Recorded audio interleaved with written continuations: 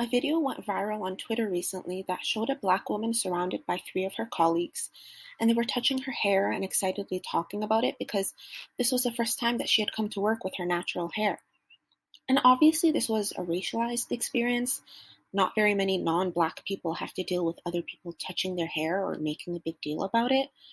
But after I saw the video, it got me thinking about all the other ways that women have to deal with people invading their space and touching them without permission. Pregnant women, for example, very commonly have people, strangers even, coming up to them to touch and rub their bellies without asking for permission. Imagine a stranger randomly coming up to you and touching your stomach. I mean, that would be really weird. But lots of people think it's okay to do with a pregnant woman because they just want to feel the baby. And they don't consider that the woman's body is between the baby and them, and that she's not just a vessel housing the baby, she is her own person, and she deserves just as much bodily autonomy as anyone else.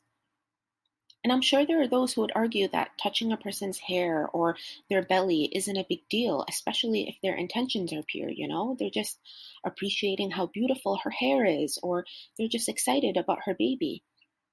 But these sorts of things are part of a larger pattern where people treat women like their bodies are for others.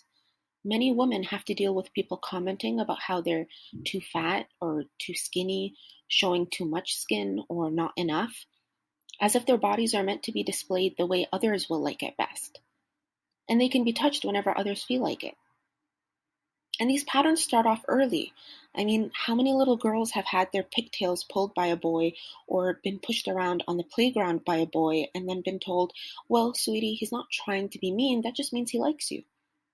Apart from how this perpetuates really harmful ideas that connect male aggression and violence with love, it also establishes that girls and women shouldn't complain about being touched because it's just not a big deal. So, as educators, given the position of authority we have over the kids in our care, it's so important to establish an environment where female students can feel safe and respected. And whenever the opportunity is there, we should talk about these issues with our class and give our students opportunities to have open discussions about consent and bodily autonomy. Because our students deserve to feel like only they have power over their own bodies, and just as importantly, they need to know that other people, including women, deserve to feel the same way.